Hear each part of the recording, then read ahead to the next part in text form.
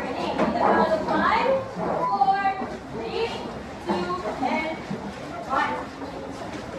So, good morning, class. Good morning, teacher. How are you today? We're good, teacher. Good to know that you are all good. Class monitor, do we have any absentees for today? Thank you. That's good to know that we don't have any absentees for today. And that's a sign that you are all ready for our discussion for today. But first, let me discuss to you our classroom rules that you should be followed during the entire lesson or discussion. First, this week, raise your hand. Second, listen carefully. And third, respect each other. Again, these things should be followed during our discussion. So, before we jump to our lesson, let me ask you something first. What have we discussed last meeting? Yes, Renette? Our last instruction is about vessel cycle. Thank you. What else? Yes? George? Yes, the principle and what are the three types of this? For example, inner, outer, and outer rules. Okay, thank you. It's good to know that all of you are ready to jump on our discussion.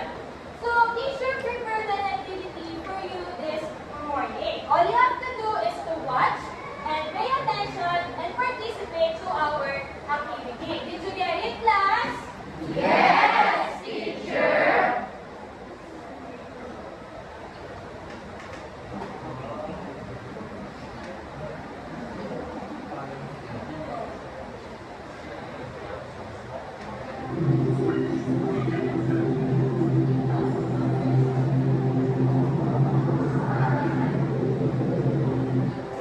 Good day, class. Today, we are going to have an activity. This activity is called Quick Record. Again, the activity is called Quick Record. Are you guys familiar with the game Quick Record? It's okay that some of you are not. But here's the instruction of the game. All of you are advised to have a pen and please check your chairs. Make sure that you have a sheet of paper or a sticky note. Okay, please check your chairs if you have the paper or the sticky notes. Okay, can you show it to teacher? How about your pens? Can I see your pens with you? Very good. So let's continue. It's 5, 4, 3, 2, and 1. So, the instruction of the game is goes like this. You will encounter a one sequence of pictures that can be image, that can be numbers, that can be word. Again, you can encounter a 12 sequence of image, a picture, numbers, or word. And all you have to do is to observe what you can see. Again, you will observe what you can see and list down all the things that you can remember. Again, list down all the things that you can remember. Are you guys ready? Okay. Are you guys ready? Yes, teacher. Do you understand our instruction? Yes, teacher. 3, 2, and 1. Let's start the game.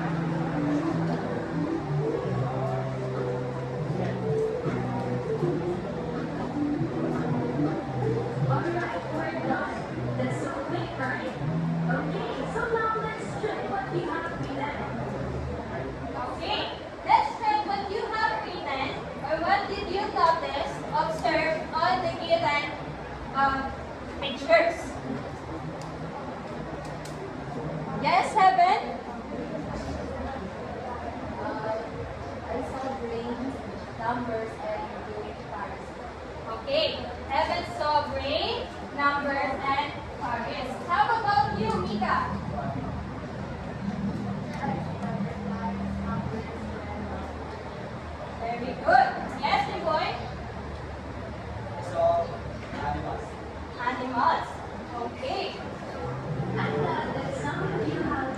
done, and some of you are not, but it's okay.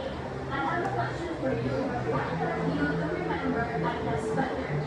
Okay, the question is, what help you to remember items better? Again, what help you to remember items better? Yes, Mika?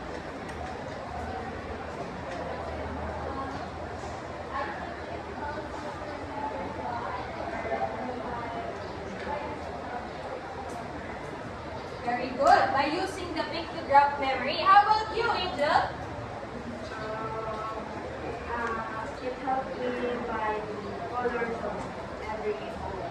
By colors of every column. Angel uses her senses. How about you, Renette? I remember those pictures by looking at it and remembering. Very good. By looking at it and remembering. Next question is, The next question is, why did you forget others? so here's the problem. Why did you forget others? Again, why did you forget others? Yes, Christine? Why do you think you forget others in the given pictures? Because full or too many. Okay. What else? Yes, Rosal?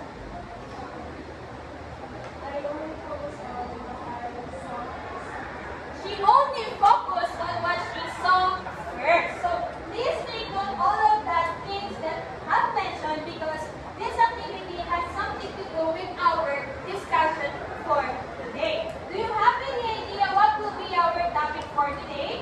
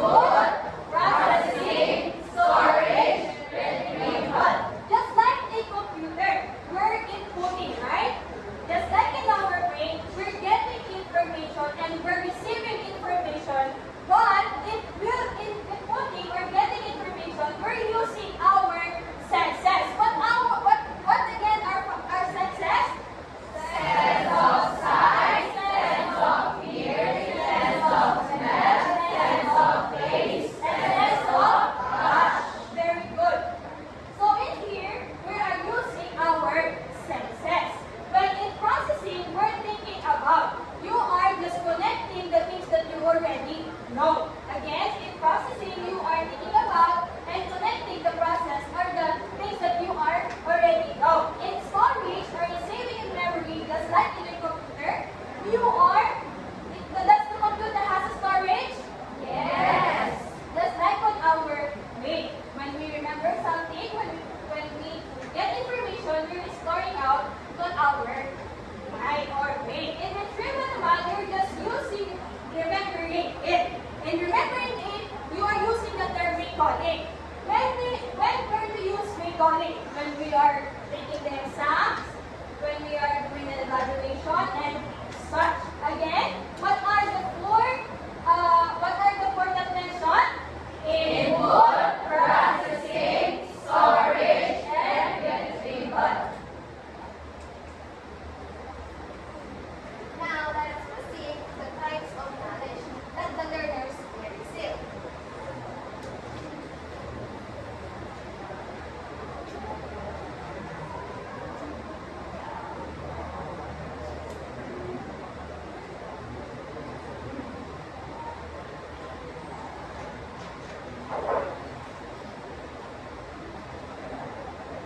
Next is coming from and putting together of the various types of knowledge that will the learners receive.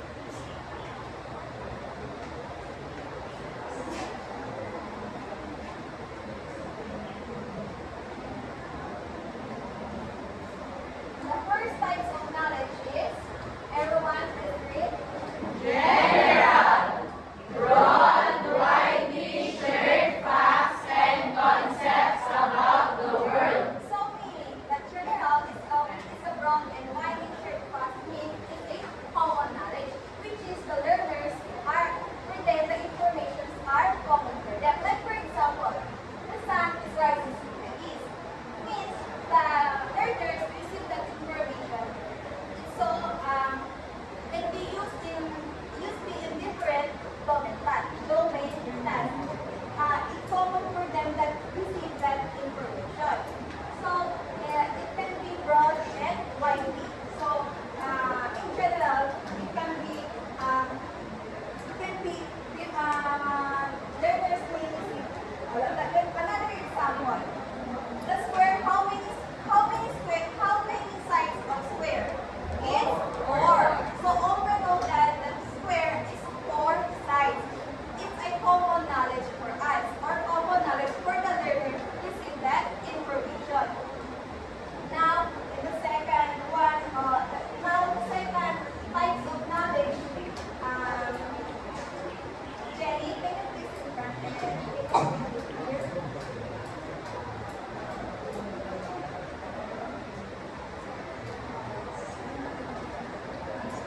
Everyone, can you please read? Declarative. From the word declarative. From the word is to declare it. Now let's find out what is declarative. Everyone please read. Facts and information that you can say or write. You can declare it. So the declarative is it's for you to know to declare this knowing one. Like for example, it's a factual knowledge. It means the detailed information that asks you to learn or to understand. So you can easily to declare that information. Like for example, what is your name of your friend? You can easily to declare that she is my friend. Like for example, the name of my friend is Delma. So you can easily to declare that a friend, the name of your friend. Like for example, the capital of the Philippines is Manila. So what is the capital of the Philippines? It's Manila. So you can easily to declare that information, or you can easily process that information. Now let's proceed to the third one. But before that, everyone can you please read? General, declarative. Now let's proceed to the third one. Rochella, stand in front.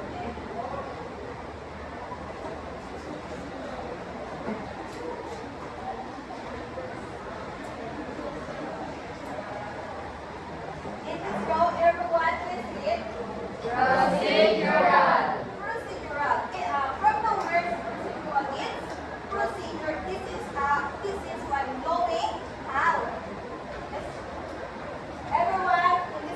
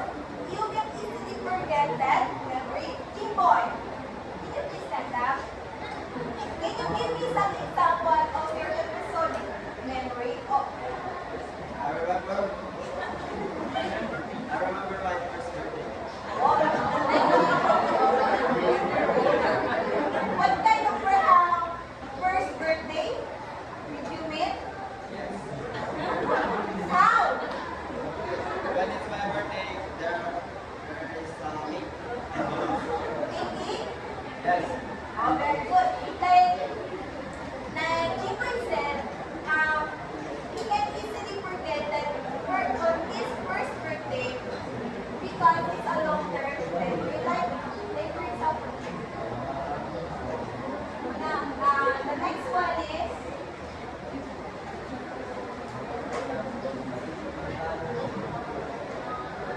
Lucy.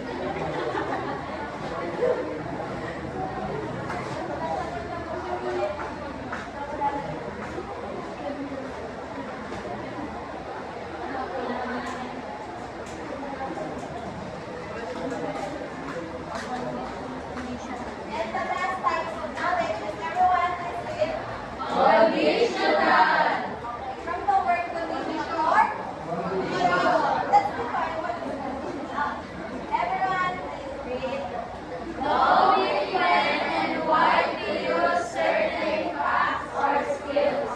the conditional stage or in the conditional types of stage, this is knowing when and why you apply that knowledge. For example, you can apply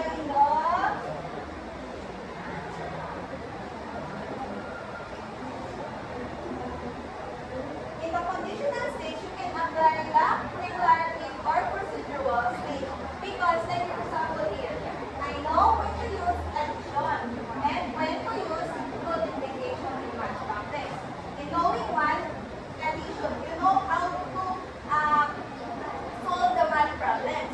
And when to use or when do you use multiplication. Like for example, you're buying in the supermarket, you buy green apple, each cost of apple is 15 pesos.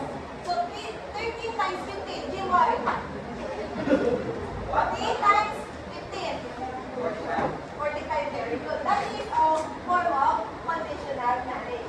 But before we proceed to the stage of memory or the stage of processing knowledge, let's recall the 5 types of knowledge. Everyone, please read.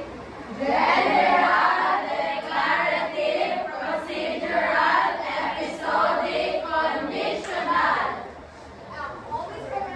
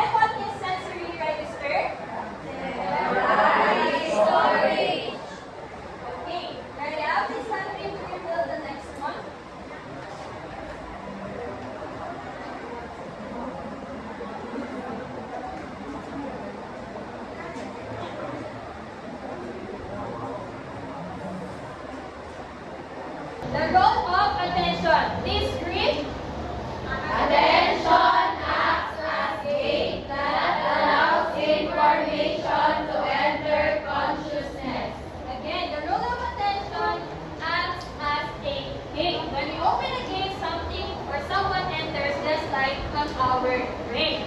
Attention is like a filter or a gatekeeper in our brain. Meaning, when filter, you are removing or you're just focusing on the things that is important and you are removing the unnecessary and forgetting about it. The role of attention comes more interesting and surprising or different information to our mind, and because our brain is something that focusing on interesting and surprising because this might be important. Again, the attention is just focusing to the things maybe important. It is precategorical. This is precategorical. Okay, this means that it is not yet stored or it is just a raw data that comes to your brain or mind. Okay, next. Sign up, please open the next promo.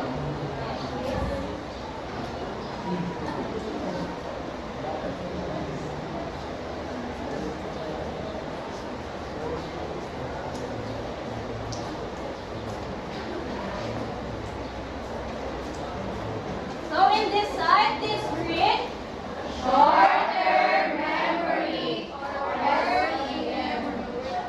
or working memory.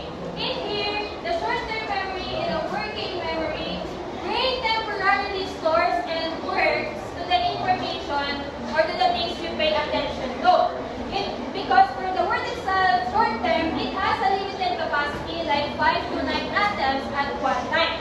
Again, it has a limited capacity that has 5 to 9 items at a time. And this won't last on your mind because it's just staying at 18 seconds or less. It could fade quickly if you're not gonna repeat it on your mind. For example, your mom advised you to recite her phone number because just in case of the emergency, you'll be needing it. And your mom states it. It was like this, your 918-223-2851. And you as the child, you are just going to repeat it on your mind. So your 918-223-2851 while you're walking or doing something. But once you transfer it to a paper or on your phone, it will fade because you're not repeating it now. Meaning to say, in short-term memory, this won't last because it is just temporary as well. Next, Kayla, please open the next one.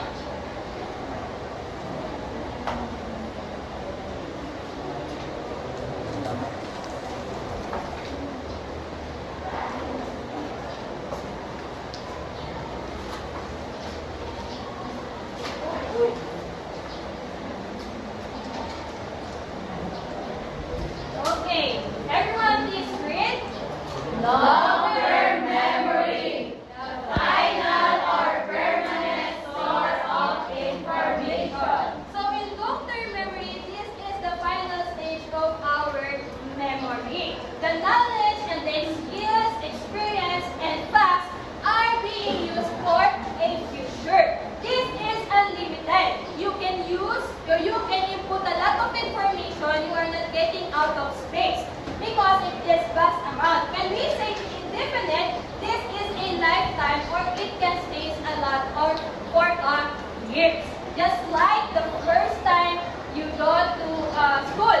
Do you still remember the first time you go to school? Yes. That is the purpose of the long-term memory. It stores on our mind. Meaning to say, long-term memory is very well understood and very well repeated as well. What are the 4 stages again? Sensory register, the role of attention, short-term memory, and long-term memory.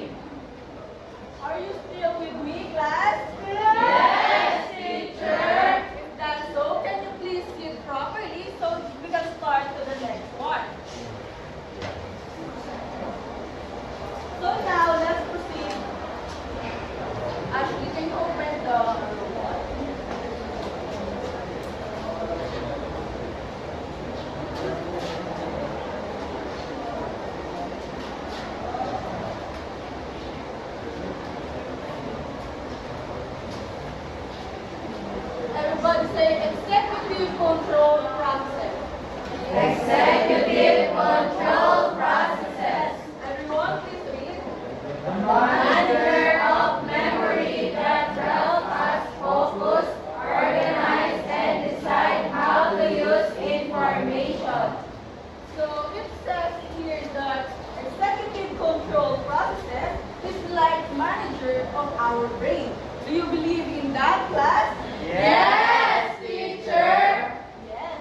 Executive control process is like manager of our brain because executive control process it helps us to plan, to organize, to regulate our thoughts, our actions, and our emotions for us to achieve our goal. Again, executive control process is like manager of our brain.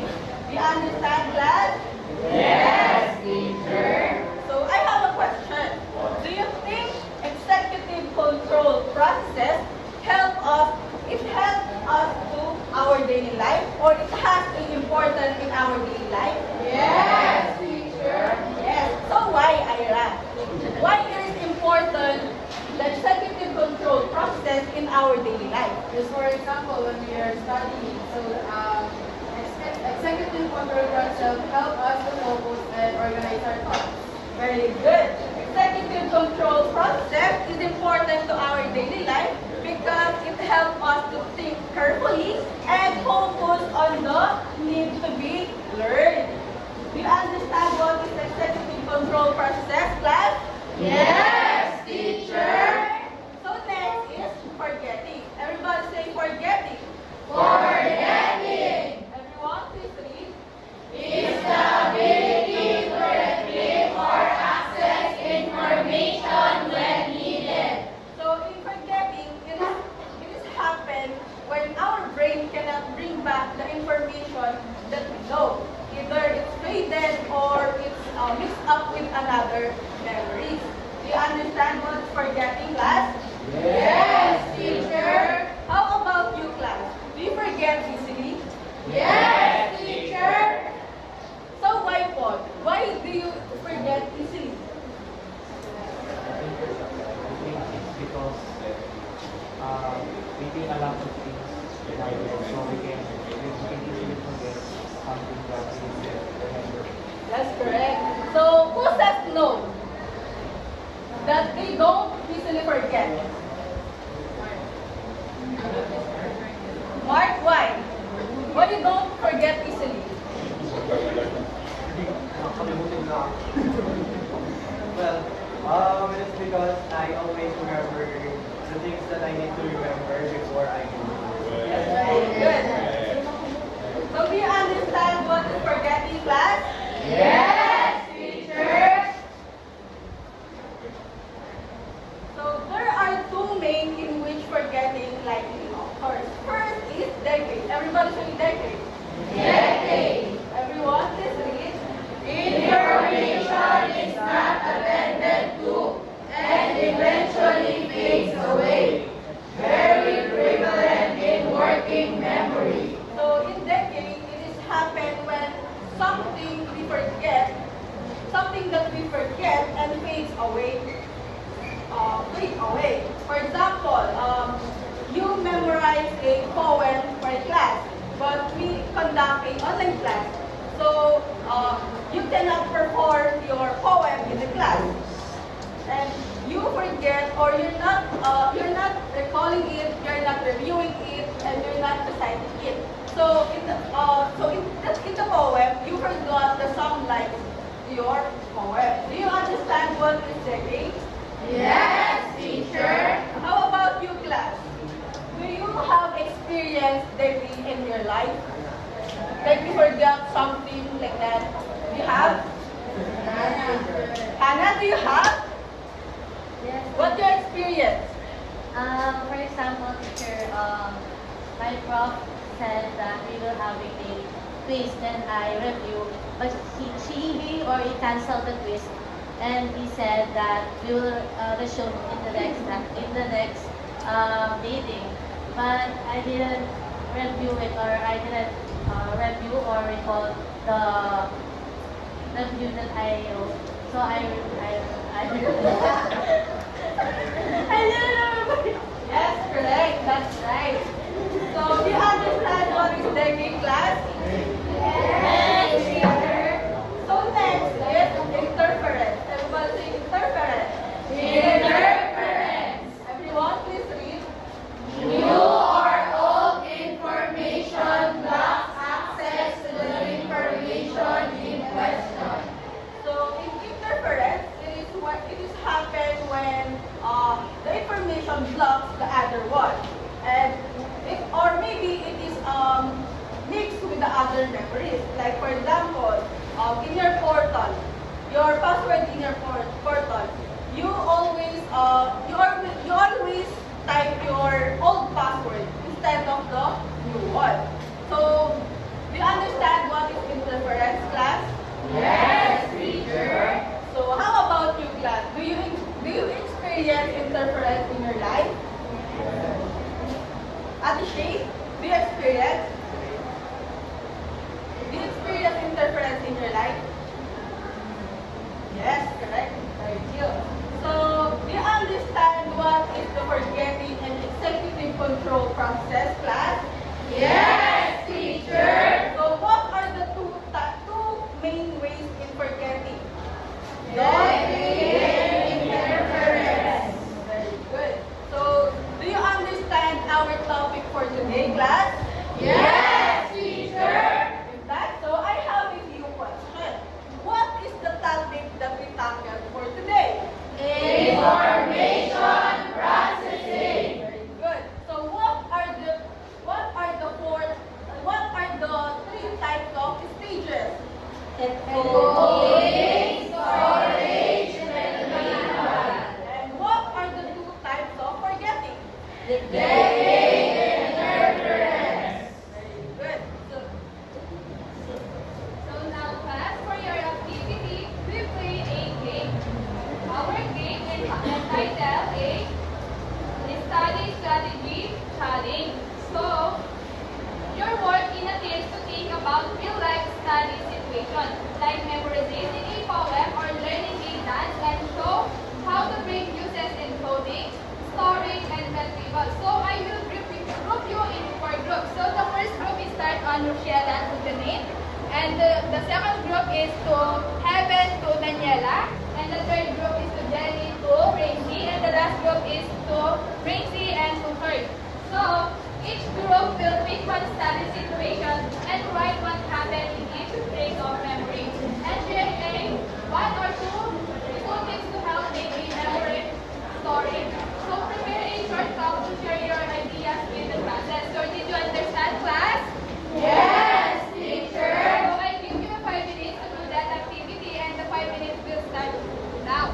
So very good, class. All of you are did a great job on our activity.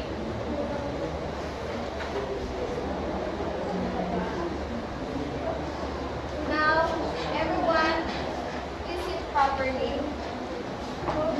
Now, everyone, please now let's proceed to your individual activity and get your pen or pencil. Get one and pencil, Helen.